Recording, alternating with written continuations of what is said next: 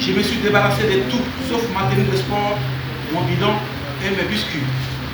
Le troisième jour, le passage s'est arrêté pour demander à chacun de payer 2600 francs CFA.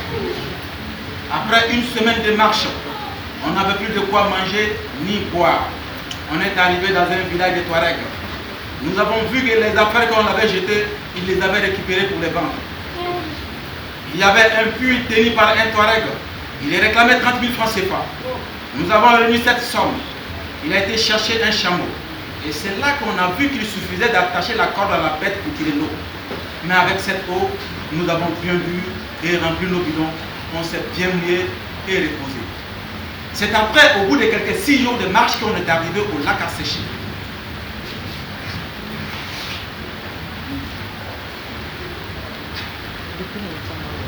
Ma mère a tissé le petit brasero pour le thé avec des gestes à la fois rapides et doux. Elle a toujours été comme cela avec nous, impétueuse et silencieuse. Les braises rougeoyaient dans la nuit, éclairaient son visage de vieille femme, iridée comme ses mains, comme ses pieds. Yende kanata tungala la useni tora tungala. Yende kanata tungala la useni tora tungala. Nde kanata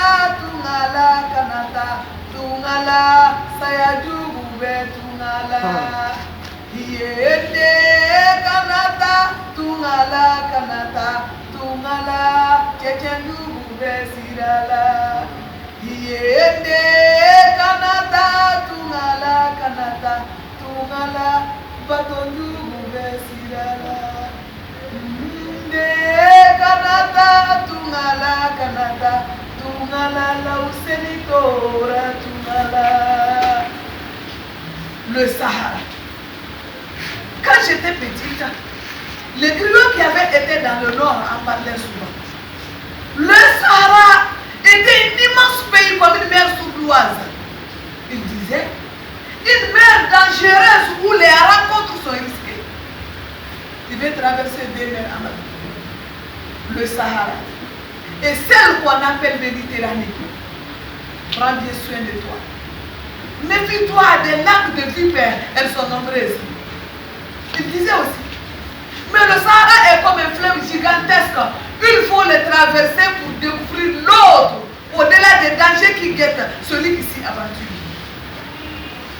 Je voudrais te revoir, Amadou. Je voudrais te revoir, mon enfant. Amadou, quoi? Il n'y a plus personne. Les chefs sont partis. On va rigoler. Malika, un autre manœuvre qui dort dans la même pièce que moi, me tire de mes rêveries. Branche le jet et arrosons-nous. Pendant une demi-heure, sans blague, pendant une demi-heure, on s'arrose, une fois lui, une fois moi. Jamais j'ai tant reçu d'eau. On est tout trempés, heureux, frère, le vivant.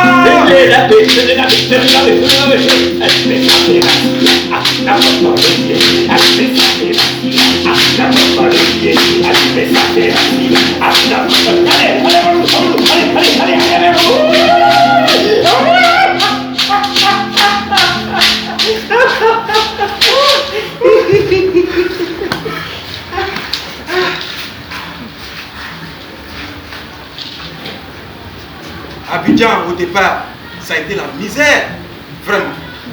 Mais je n'avais jamais vu une telle ville. Mon tuteur épicier avait un gros magasin. Je le remplaçais quand il était absent. Très souvent, je travaille tout le temps. Mais au bout de 2 semaines, je lui ai demandé, mais quand est-ce qu'on ira au club de foot? Il a dit, toi, on ira. Parce qu'il avait peur que je retourne au village chez ma mère. Il m'a pris tout l'argent que ma mère m'avait donné. Pour me faire oublier ça, il me laissait aller chaque soir sur un terrain vague en face de l'épicerie. Comme je ne parlais pas très bien français, les enfants me traitaient d'étranger. Il a fallu que je parte.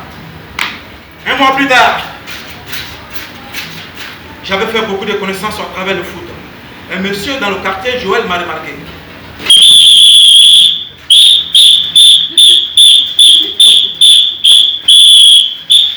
Hé, toi, Amadou, je veux te prendre dans mon équipe. Hein? Bon, prochainement, il y a un tournoi à Djamé. D'accord? Voilà. J'ai été nommé meilleur joueur du tournoi avec une somme de 15 000 francs CFA. Quand je suis revenu à la maison avec l'argent, la femme de mon tuteur me l'a pris en disant que c'était mieux que le gars. Un jour, Joël m'a mené au palais des sports de Crashfield, dans un centre de formation de foot. Les frais d'inscription s'élevaient à 5 000 francs CFA. J'allais à l'entraînement tous les jours. Mais au bout d'une semaine, je n'avais plus d'argent pour le transport. Alors j'ai réclamé à mon tuteur celui que ma mère m'avait donné. Il m'a répondu que j'étais chez lui, je mangeais, je dormais, mais que je voulais le faire dépenser beaucoup. Il m'a menacé de me renvoyer au village. Et finalement, il m'a donné 10 000 francs CFA en précisant qu'il ne pourrait plus continuer à payer les frais mensuels pour le club. Moi, j'avais trop pris le goût de la vie. Alors, je déjoume. Oui, voilà. Bon, Amadou, il y a un tournoi dans le quartier Bougon. Notre club en fera partie. Alors, bon, Amadou, d'abord, je te suis depuis le début. Hein. J'ai peut-être une solution pour toi. Après, on verra pour le match. Tu dois trouver du matériel. Cirer les chaussures des gens à travers Abidjan. Et si tu pourrais gagner ton argent. Joël avait raison. J'ai donc décidé de me battre pour payer les frais et jouer au football que j'aime tant. Mais la situation s'est dégradée. Mon tuteur refusait de me donner l'argent, même le mien, pour m'acheter le matériel.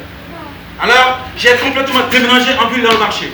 Je dormais dehors sur les tables avec d'autres enfants sans chaussures comme moi. On se débrouillait pour se nourrir et on faisait même des petits bols. Quelque temps après, le voisin qui vendait du café près de l'épicerie m'a fait une proposition. Petit, viens ici. Je te connais bien, hein? J'ai confiance en toi. Tu peux venir travailler dans mon kiosque, ici. Hein? Si tu acceptes, ça fait 100 francs par soirée. 19h à minuit. Ça fait 3 000 francs par mois. C'est beaucoup.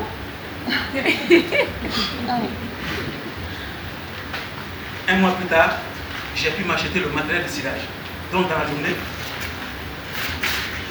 j'ai ciré les chaussures de gens à travers la ville. Et le soir, je pouvais emprunter le bus pour aller à l'entraînement. Et la nuit, j'ai travaillé au kiosque. Quelques mois plus tard, j'avais même économisé une petite somme. La fête de Tabaski était proche. Je me suis rendu chez ma mère, car ça faisait longtemps que je n'avais plus de nouvelles d'elle. C'était fin 93. J'ai payé mon ticket pour partir au village. Elle était très contente. Elle m'a serré contre elle. Mes amis me posaient des questions concernant la ville. J'avais un ballon avec le maillot de mon club. J'étais devenu une autre maman. Mais je l'ai caché ce que j'avais vécu à Abidjan. À ma mère, je lui ai tout raconté. Puis elle a commencé à pleurer. Puis à 14 ans, je suis rentré dans l'équipe cadette du stade d'Abidjan comme titulaire. Mais ça devenait vraiment fatigant de passer la journée à marcher à travers la ville pour cirer et le soir d'aller m'entraîner. Jusqu'au jour où Joël me dit... J'ai deux jambes. Eh oui, voilà. Bon, Amadou, il y a un tournoi maintenant à Yopougon. Notre équipe en fera partie. Notre club. Alors voilà. Lors de la finale, des personnalités d'Abidjan et même l'ambassadeur du Mali se représentent. Ça peut être une chance pour toi. Nous avons rapporté la coupe. Je suis apparu à la Télésport. On m'a vu partout en Côte d'Ivoire et même dans le village de ma mère. Amadou le champion!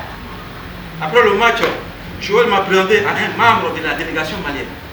Il m'a conseillé de rentrer au Mali. Car avec le talent que j'avais, avec un vrai soutien, je pouvais devenir un grand footballeur.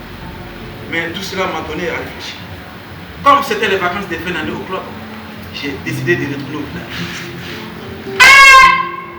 Amadou et Allah, ma Denizara Samina, Deni Kuru Nizara Samina, Nete Seneligo Sangele, Nete Kwarigo Sangele, Nakube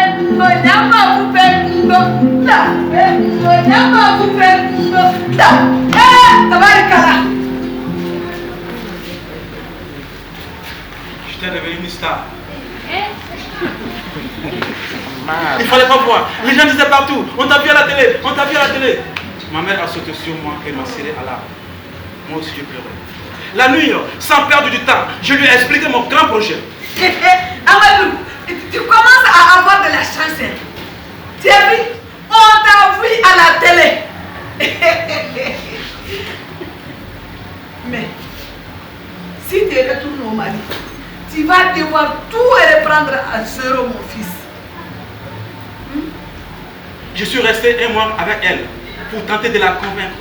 Et j'ai beaucoup insisté. Elle a enfin accepté. C'était décembre 1994. J'ai fêté la fin d'année avec elle. En janvier, je suis retourné à Abidjan. Amadou, tu as 15 ans. Tu es très jeune.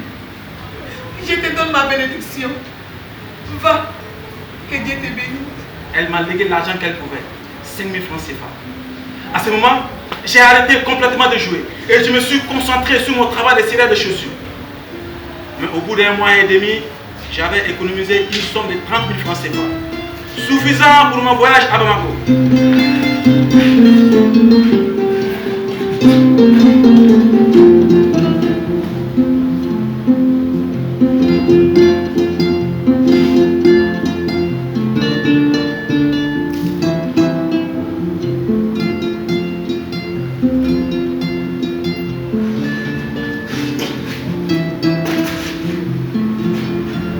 Je travaille au camp des touristes à Gadamès pendant 16 mois sans salaire.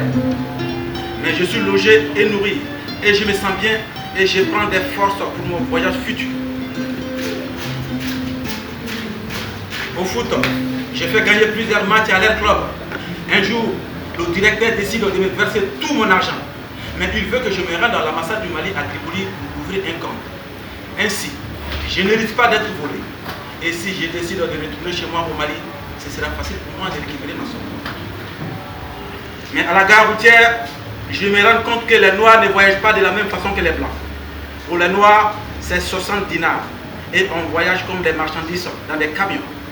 Alors que pour les Blancs, c'est 15 dinars. Mon chef négocie afin que je voyage dans le bus de Blanc. Mais au cours du trajet, on m'interrogeait à chaque poste de contrôle pour savoir pourquoi je voyageais dans ce bus. À Tripoli, à l'ambassade du Mali, je discute de mon aventure avec un Malien. Il m'indique qu'il connaît un passeur. Le rendez-vous est fixé à 17 h dans un café. La personne indiquée me précise qu'il fait passer des gens pour 1 200 $. La ville de destination en Italie est Parme. Et je lui confirme que je suis intéressé. Et je dois le retrouver le lendemain à 19 h.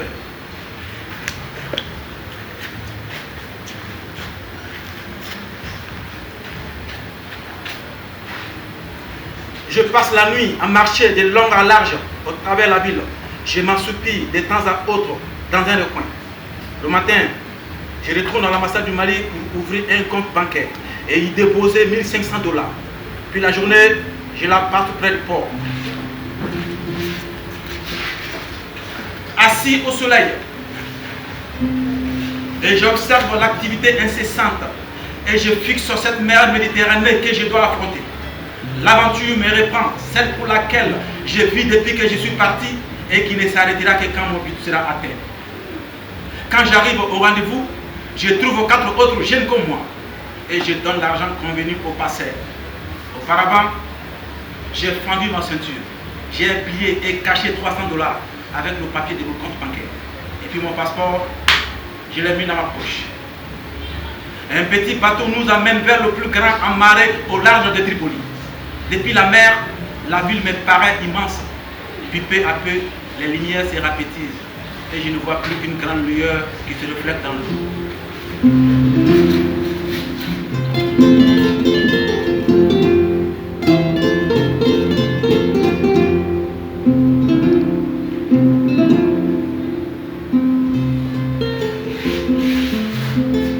À mon arrivée à Bamako, j'ai fini ma nuit à la gare routière dans le bus. Le matin, je ne savais pas où aller. Un voyageur qui était revenu récupérer ses bagages m'a vu. Je lui ai suivi. Je ne le connaissais pas. J'étais devenu un aventurier dans mon propre pays. Ils m'ont emmené chez des connaissances qui gardaient un magasin la nuit. Vers le soir, ils m'ont déclaré. Nous sommes gardiens. Nous dormons au dehors. Pour la nuit, tu rentres dans le magasin et on ferme sur toi. On ne peut pas te faire confiance comme ça. Je n'avais pas le choix. Alors je suis resté comme un prisonnier. Même si j'avais envie d'uriner, il fallait attendre l'ouverture du magasin le matin. J'ai vécu ce scénario pendant une semaine. Il m'appelait quand même pour manger une fois par jour. Je n'avais plus d'argent. J'avais vendu mon matériel de serrage à Abidjan avant de partir. Alors, je suivais les gardiens.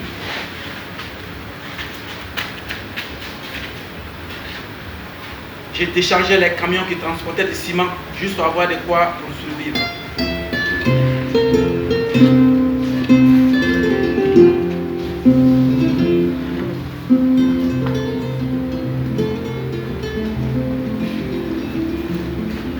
Attendre.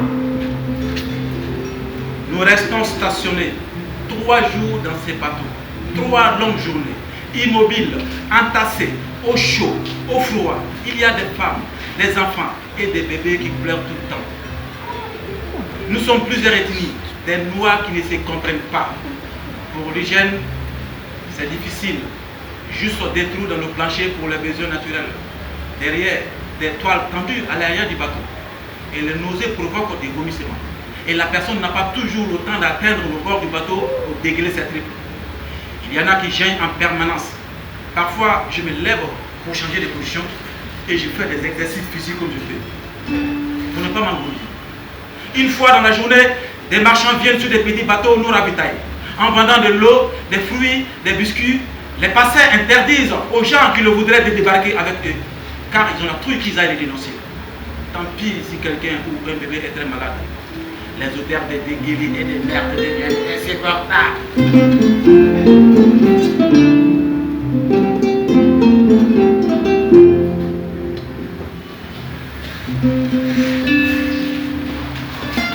Au bout du 3e jour, ils font enfin tourner le moteur du bateau vers 17h.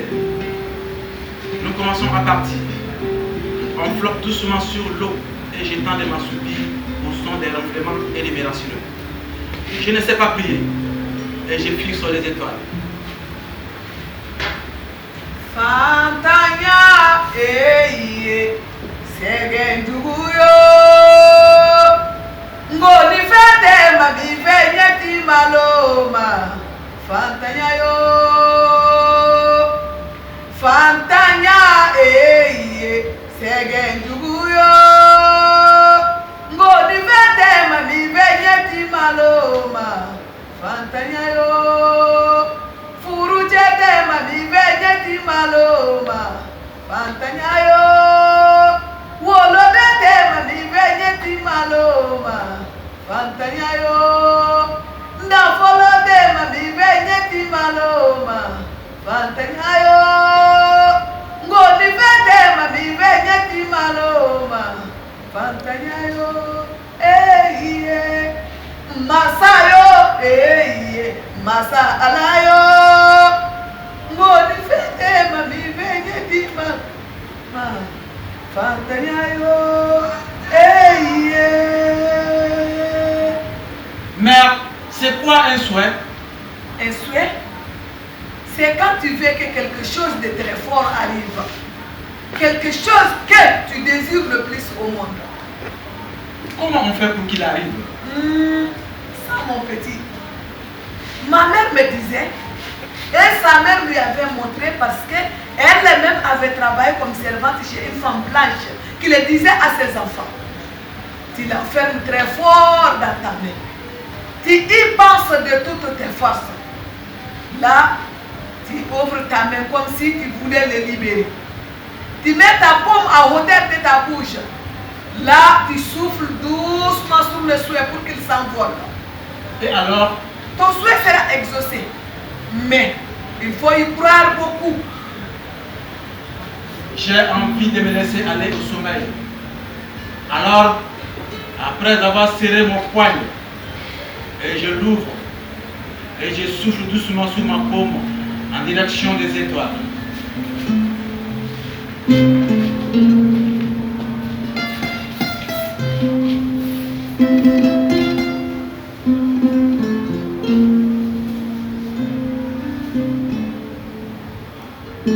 Je me réveille aux environs de 23 heures. Tout de suite, je sens que l'équipage a l'air préoccupé. Mais nous, les passagers, nous ne savons pas pourquoi. Rapidement, on constate que l'eau pénètre dans le bateau petit à petit.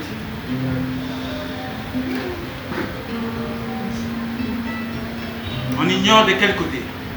Les gens commencent à s'inquiéter et à vouloir savoir ce qui se passe. L'équipage nous demande de nous calmer et nous affirme que tout ira bien. Mais rien ne nous rassure, car l'eau monte de plus en plus. Il n'y a pas de pompe pour refouler cette flotte. Certains qui comprennent la langue apprennent que l'équipage a déjà fait l'appel au secours d'Idier. Les gens s'affolent, car l'eau monte de plus en plus. Tout le monde est à présent debout et remis dans tous les sens. Tout à coup, le bateau commence à marcher d'une manière anormale. Les gens se mettent à crier. L'équipage appelle à nouveau les secours. Cette fois, à bord, c'est la panique totale. La nuit n'arrange rien. Les matelots distribuent des gilets de sauvetage. Les passagers hurlent et se disputent pour avoir aussi des gilets. Mais une fois les membres de l'équipage servis, il est loin d'en avoir pour tout le monde. Soudain, le bateau pointe son nez vers le ciel. D'un coup, le délai s'enfonce dans l'eau. Ça crie de partout et ça pleure désespérément. Un membre de l'équipage lance dans ma direction un bidon en criant « Accrochez-vous à ça !» Chacun hurle à sa façon, dans sa langue, pour avoir du secours. À présent, dans la flotte, un jeune Nigérian et moi luttons pour avoir le bidon. Je l'avais déjà à la main, mais il veut le prendre par la force. Or, ce bidon ne peut pas soutenir 2 personnes à la fois. Je ne sais pas nager. Tout mon corps panique dans cette eau froide.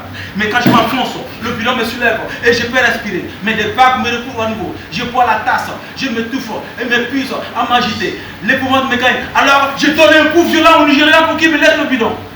Il disparaît. Je m'accroche désespérément. Toutes les lumières du bateau sont éteintes. Terrorisé, je m'accroche et je lutte jusqu'au dernier instant de ma force, malgré le froid, les vagues, l'asphyxie. Juste avant de perdre conscience, je sens que quelqu'un me tire par le dos et me pousse hors de l'eau.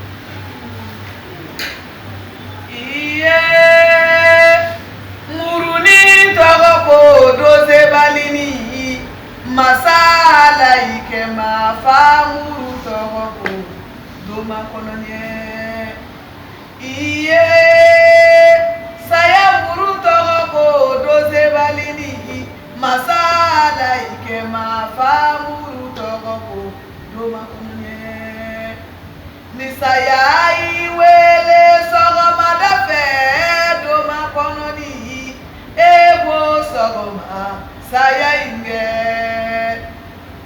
saya iwele selifana kumana doma koloni ebo selifana tama inge saya iwele tungasirala doze balini ebo tungala saya inge iye saya muru togode doze balini masala ikema fa muru togo doma konuye jabaru masaikema fa muru togo doze balini antigi ala ikema fa muru togo doze balini. Le vieux homme est assis en face de moi à la même table. Il me regarde amicalement avec ses yeux brillants, ses cheveux et sa barbe sont blancs. Il me parle d'abord en anglais, puis il comprend que je parle français. Après un instant, à m'observer en silence, il demande « Qu'est-ce qui s'est passé? Rien. Je sais que c'est un médecin, mais je ne peux rien lui dire. » Écoute, Amadou, je suis là pour t'aider. J'ai tout mon temps pour toi. Si tu vois, tu es en sécurité. Si tu ne dis pas la vérité, je ne peux rien faire pour toi. Ses paroles sont douces. Il me met en confiance. Je craque. Je fonds en larmes. Je ne sais pas ce qui m'arrive. Lui, il attend que je me calme. Et je commence à parler. Je lui explique tout mon périple depuis le Mali, mon séjour à Gadames jusqu'à l'embarquement à Tripoli, puis le naufrage. Le médecin attrape sa tête. Tu étais dedans? Oui. Il faut être fou pour tenter une telle expérience dans sa vie.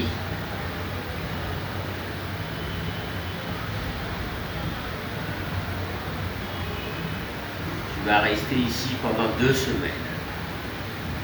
Chaque jour, je viendrai parler avec toi.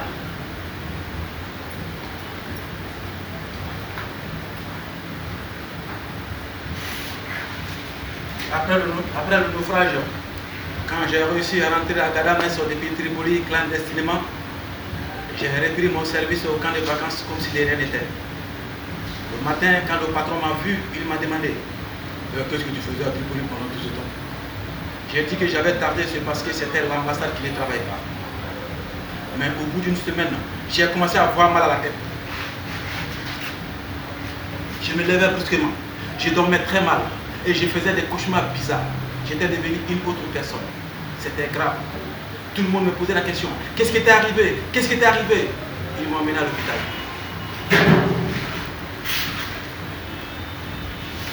Qu'est-ce qui s'est passé après le naufrage du bateau? Quand les gardes-côtes m'ont repêché, je me suis réveillé le lendemain à l'hôpital. J'ai appris que nous étions 17 à avoir été sauvés et beaucoup de corps avaient été retrouvés et beaucoup avaient disparu. L'un de nous est mort dans la journée. J'avais perdu tous mes papiers, sauf ceux que j'avais mis dans la ceinture. Combien de temps es-tu resté dans cet hôpital? 1 semaine. Après, ils nous ont emmenés dans un camp en attendant notre rapatriement dans nos pays d'origine. Mais personne ne voulait rentrer.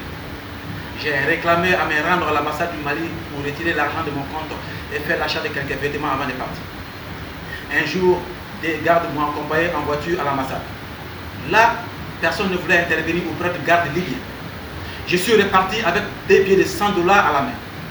Au retour, comme on passait devant un supermarché, j'ai prétexté que je voulais faire quelques achats à l'intérieur. Je me suis caché derrière l'étalage, en les guettant à travers une vitre. Ils m'ont attendu pendant un bon moment. Puis l'un des deux est entré pour me chercher. J'ai joué à cache-cache avec lui. Lorsque le second est entré à l'intérieur, je suis sorti. Tu avais de nouveau gagné ta liberté. Tu es vraiment quelqu'un d'obstiné, de rusé, Amado. Oui, dans mon enfance, j'ai beaucoup appris à jouer avec la vie. Tu veux toujours partir pour l'Italie?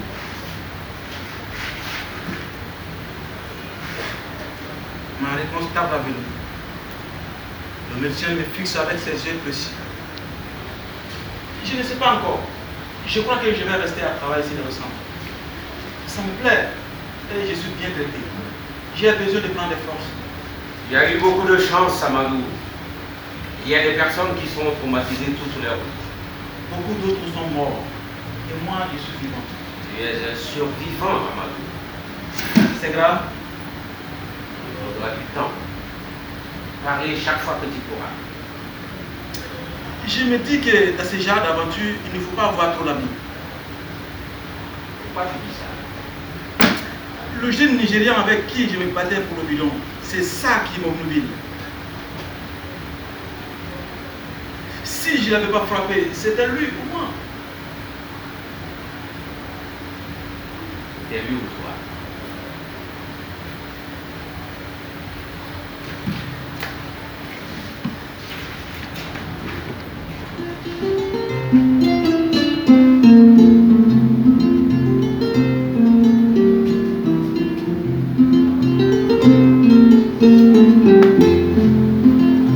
Après les 2 semaines à l'hôpital de Gadames, finalement je retourne au camp de vacances.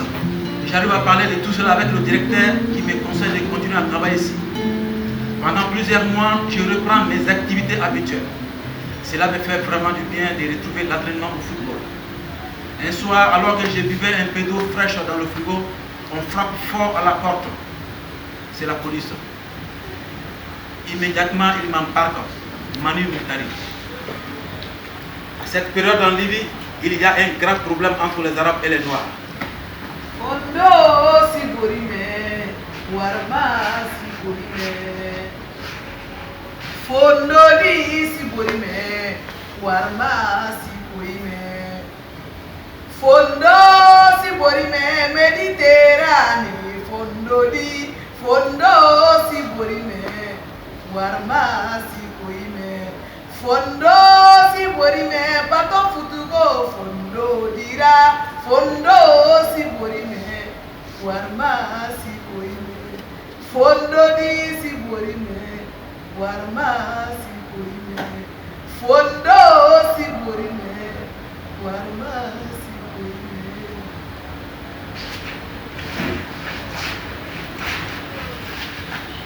Ils enlèvent des gens pour les faire disparaître. Et j'ai sans doute été dénoncé. Alors, la peur me prend. Il m'amène au commissariat. Il m'interroge dans la cour.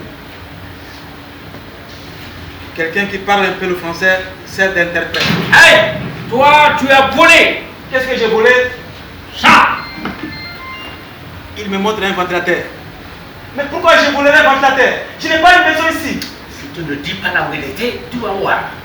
Je ne suis pas venu ici pour voler. Ah. Il m'a obligé à enlever mes chaussures. Il commence à frapper les pieds avec un gourdin. À chaque coup, la douleur m'arrache un cri. Je n'ai rien volé et je vous jure. Il continue à frapper.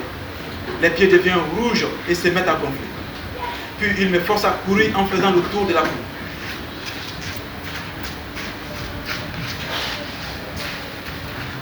Ensuite, il m'emmène dans un endroit plus discret. Il me plaque contre un mur. Il me braque un fusil en disant que maintenant c'est la fin pour moi et que je ne verrai plus jamais mes parents. Je leur dis et redis que je ne suis pas un voleur. Alors, il me jette dans une cellule fictive. J'entends dans le noir, j'entends des cris, des plaintes, des aboiements. Mes pieds me font souffrir. Je n'arrive plus à bouger les orteils. Je me dis que c'est peut-être la fin, qu'ils vont m'abattre et me jeter au chacal dans le désert. J'ai peur. J'ai peur. Et puis le naufrage, j'ai peur. Si vous n'osez pas dans la plaque, je vous avance en haut. Et je passe le plus décisif de la plaque. Et je donne à mon équipe la victoire à la carte. Je suis fais là. Je me tiens sur le corps du moment. Et je suis le meilleur. Le corps de ma pour que je m'en tombe là. Ils sont obligés de le prendre à nous-mêmes. Tout en nous, on fait ça. Ils se mettent à fuir. Et pas ainsi que vous. Et je commence à me disparaître tellement vite.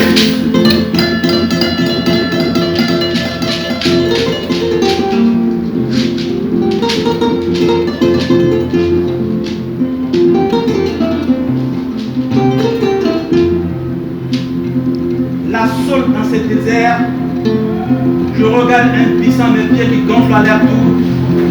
Mes pieds qui deviennent énormes, si énormes qu'ils m'empêchent de marcher, de courir et de chuter.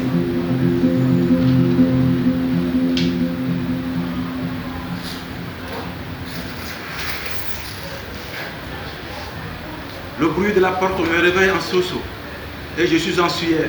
Tard dans la nuit, il me ramène à la porte du centre de vacances. Le matin, je ne peux pas bouger. Les pieds sont terriblement enflés, bleus et douloureux. Des semaines de repos et de soins sont nécessaires pour que je puisse marcher à nouveau. Par chance, il n'y a pas eu de blessures. Je me remets progressivement à courir. Mais je n'ose plus sortir du camp. La chasse aux noirs répandue dans toutes les grandes villes libyennes. Mais quand je me suis bien rétabli, je discute sérieusement avec le directeur. Je vais partir. Mais pourquoi? Tu travailles bien, je suis content de toi. La Libye est très dangereuse en ce moment pour nous les Noirs. Je vais y aller à l'ambassade du Mali à Tripoli. Mais ici dans le centre, tu ne risques rien. Si la police est bien venue me chercher, je vais y aller à l'ambassade du Mali à Tripoli en attendant que la situation se calme. Après, je reviendrai. Le lendemain, par sécurité, il me conduit lui-même jusqu'à Tripoli et me dépose à l'ambassade. Les immigrés et réfugiés sont déjà très nombreux. Une foule se tasse à l'intérieur. Nous restons 2 semaines dans l'enclos du bâtiment. La situation est la même dans les ambassades des autres pays africains. Nous ne pouvons pas sortir en ville. La haine de la part de la population est très forte.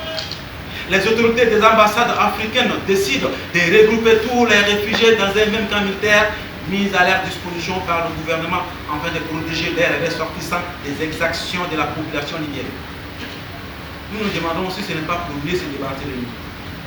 Dans ces camps, ils ont installé des tentes, mais nous sommes tellement nombreux que nous avons des difficultés pour nous abriter. Un mois plus tard, l'ambiance est plutôt chaude. Il y a beaucoup de bagarres, des vols. La vie n'est pas facile, surtout pour la santé des plus fragiles. Nous manquons cruellement des toilettes. Les gens font l'air sel n'importe où. Quand il y a des pluies, les odeurs deviennent insupportables. Nous sommes dans le deuxième mois et nous ne voyons rien bouger. Un jour, les autorités libyennes nous annoncent qu'elles ont décidé de rapatrier tout le monde. Elles ont négocié avec les ambassades respectives les modalités de retour au pays. Ainsi, la Libye aurait conclu de verser une somme à chacun de nous.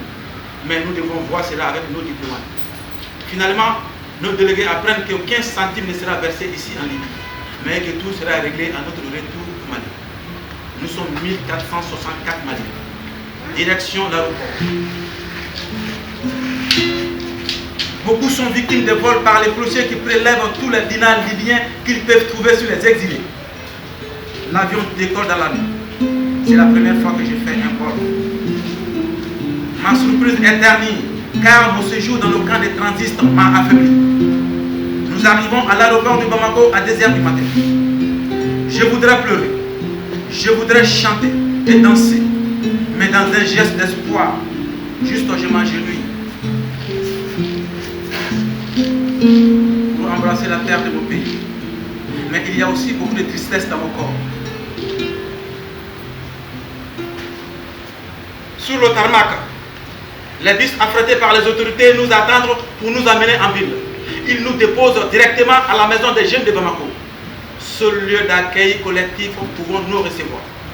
Ils ont apporté nombre de nattes, mais ce n'est pas suffisant. Beaucoup, les derniers arrivés comme moi, se reposent à même le sol et dans le jardin. Les toilettes sont insuffisantes et à cette heure-ci, il n'y a rien pour nous alimenter.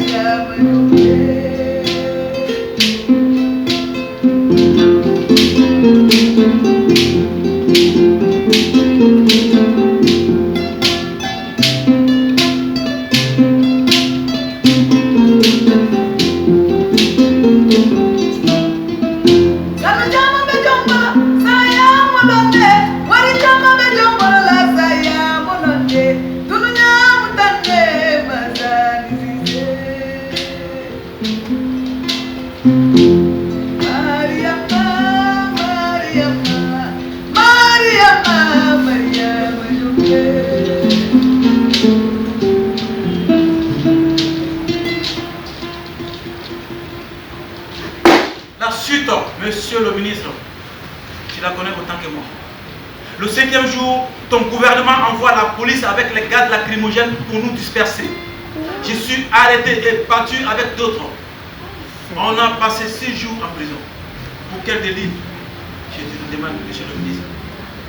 Ce qu'il faut que tu saches, monsieur le ministre, c'est qu'on ne nous arrêtera pas. Tant que nous n'aurons pas obtenu notre argent. Nous continuerons jusqu'à la mort. Parce que cet argent, il existe en Libye ou ici au Mali. Bon, qu'est-ce qu'on fait à présent, monsieur le ministre?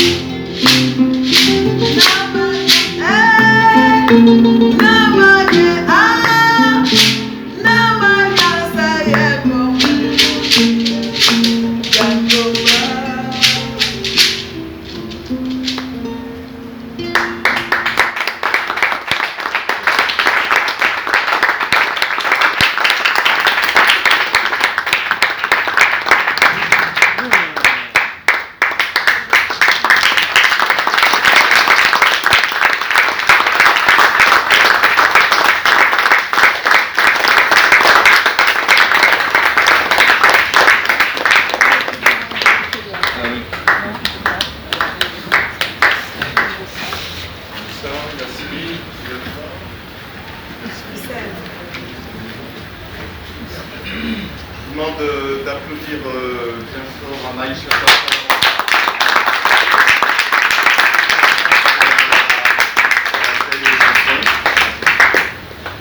Roger Attic-Po.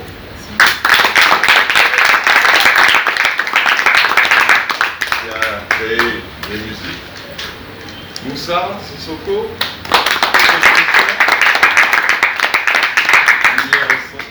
Et enfin Amadou Keïta.